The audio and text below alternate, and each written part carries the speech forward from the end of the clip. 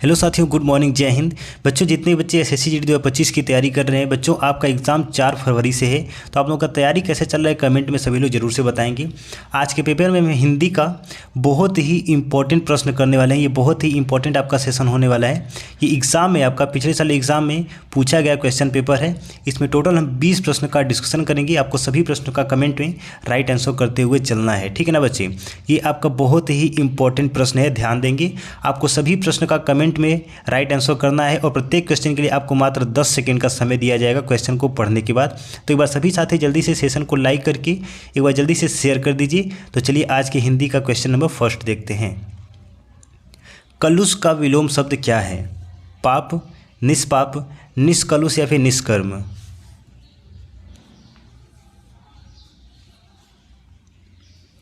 देखिए, कलुष का विलोम शब्द क्या होता है बच्चे? ऑप्शन नंबर सी हो जाएगा, निष्कलुष होता है, ठीक है ना। पाप का क्या हो जाएगा? पुण्य हो जाएगा। और निष्पाप का क्या हो जाता है बच्चे? पापी हो जाएगा।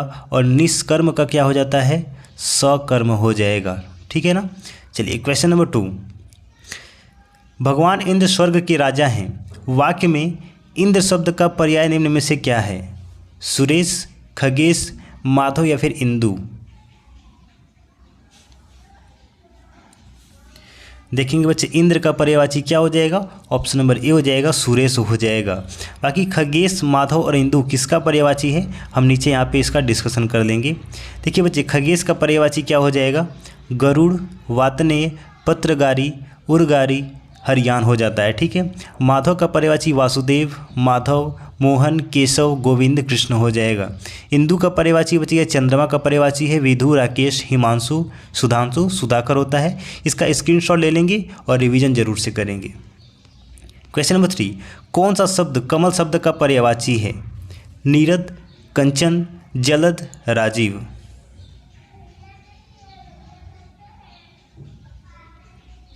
चलिए, कमल का पर्यायवाची सभी लोग कमेंट में बताएंगे। ये बहुत ही आसान सा प्रश्न है, सभी का जवाब कमेंट में आना चाहिए। और आप लोग क्वेश्चन का आंसर देते हैं तो वहाँ पे क्वेश्चन नंबर भी टाइप कर दिए कि यहाँ पे क्वेश्चन नंबर 3 का आंसर आप दे रहे हैं, ठीक है ना।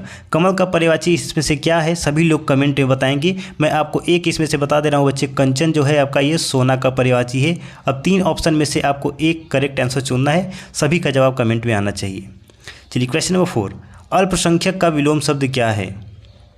अतिसंख्यक, बहुसंख्यक, महासंख्यक या फिर बाहुल्य?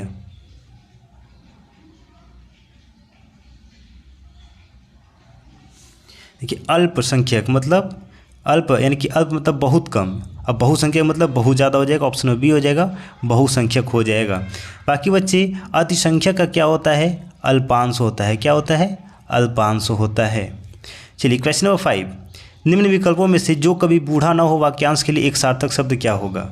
अजर, अपार, अमर या फिर अजन्मा?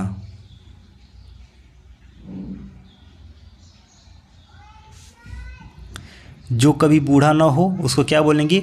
अजर बोलेंगे। और जिसको कभी मृत्यु ना मिले उसको अमर बोलेंगे। Question number 6। घोड़े बेचकर रिक्त स्थान भरना। यहाँ पे क्या भरा जाएगा? सोना, घूमना, खाना या फिर रहना? तो ये कहावत तो हमारे माँ बाप और दादा दादी लोग बचपन से बोलते हैं कि घोड़े बेचकर सो रहा है, तो ऑप्शन नंबर ए हो जाएगा, घोड़े बेचकर सोना। Question number 7। जिसे वचन द्वारा व्यक्त नहीं किया जा सके वाक्यांश के लिए उचित शब्द क्या होगा? अलौकिक, अनुकरणीय, अनिवार्य या फिर अनिर्वचनीय?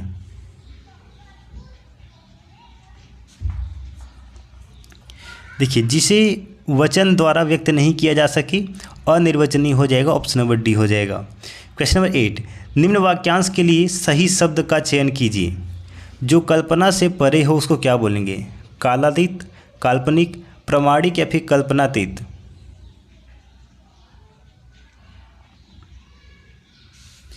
देखिए, काल्पनिक हम उसको बोलते हैं जिसकी कल्पना किया जा सके, और कल्पनातीत तो किसको बोलते हैं? जो कल्पना से परे हो। Option number D is the right answer. सभी साथी वह सेशन को लाइक करके एक बार शेयर कर देंगे और चैनल को सब्सक्राइब कर लेंगे।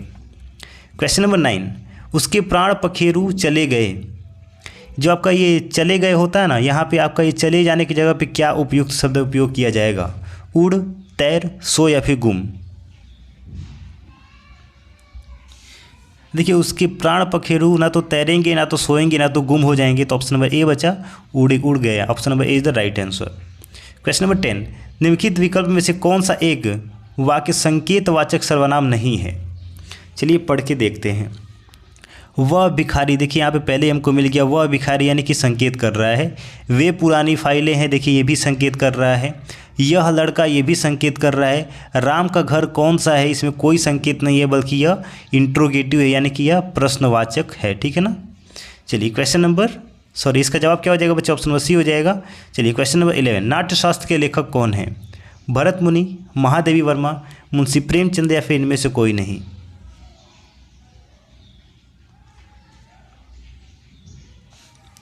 देखिए इतना बार मैंने आपको ये करवा चुका है। नाट्यशास्त्र के लेखक कौन हो जाएंगे? भरत मुनि ही। Option number A is the right answer. Question number 12, Rangbhoomi किसकी रचना है? मुंशी प्रेमचंद, आर्थर कोएसलर, भारतेंदु हरिश्चंद्र या फिर विष्णु शर्मा?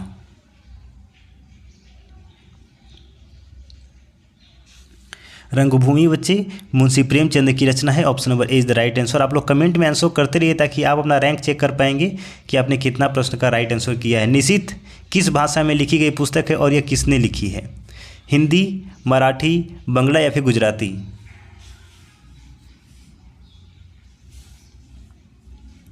देखेंगे निशित बच्चे किसकी बुक है? ये उमा शंकर जोशी की है। किसकी है?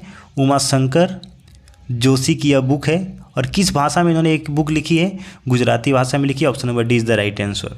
एक बार सभी बच्चे सेशन को लाइक करके शेयर कर देंगे, चैनल को सब्सक्राइब कर लेंगे, क्योंकि जीके का आपका शाम 7 बजे प्रीवियस ईयर एग्जाम में the most important repeated question कराया जाता है इसी चैनल पे शाम 7 बजे। तो चैनल को सब्सक्राइब कर लेंगे और डेली क्लास को अटेंड करेंगे। चलिए क्वेश्चन नंबर 14, अरण्य का पर्यायवाची शब्द बताइए। उद्यान, क्षेत्र, उपवन या फिर वन?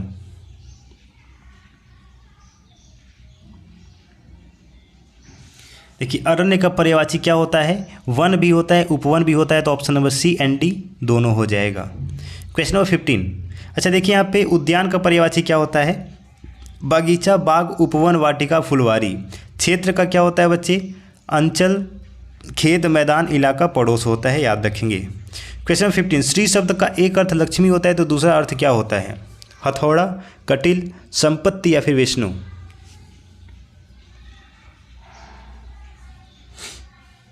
देखिए श्री शब्द का एक अर्थ लक्ष्मी हो जाएगा, और लक्ष्मी किसको बोलते हैं?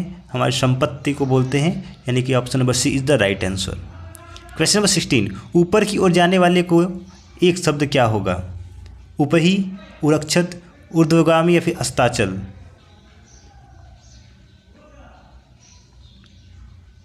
देखिए ये क्वेश्चन मैंने आपको कल ही कराया था। ऊपर की ओर जाने वाले को क्या बोलते हैं? ऊर्ध्वगामी बोलते हैं बच्चे। और अस्ताचल किसको बोलते हैं? अस्ताचल किसको बोलते हैं बच्चे? देखेंगे सूर्यास्त के समय पहाड़ी होती है जो, उसको अस्ताचल बोलते हैं। उपही किसको बोलते हैं? अन्य देश का पुरुष। उरक्षत किसको बोलते हैं? किसी को विदा करना। क्वेश्चन नंबर 17, जिस समास में उत्तर पद प्रधान होने के साथ ही साथ पूर्व तथा उत्तर पद में विशेषण विशेष्य का संबंध भी होता है, कौन सा समास कहते हैं? बहुव्रीहि, कर्मधारय, तत्पुरुष या फिर द्वंद्व?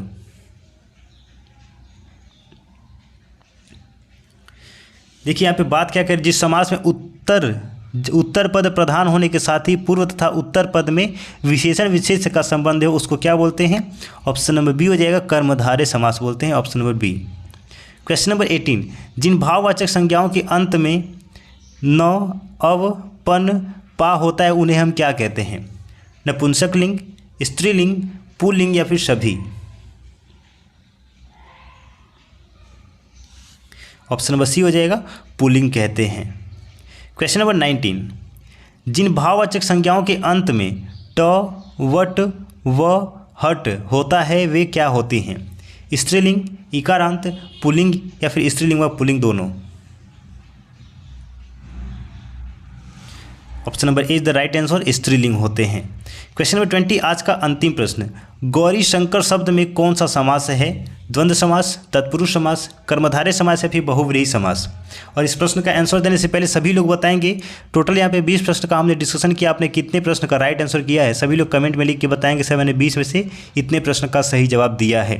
तो बच्चे गौरी शंकर में द्वंद्व समास है, option number A is the right answer. सभी साथी चैनल को सब्सक्राइब कर लेंगे, डेली यहाँ पे जीके और हिंदी का द मोस्ट इंपॉर्टेंट सेशन कराया जा रहा है। मिलते साथी नेक्स्ट सेशन में। जय हिंद, वंदे मातरम।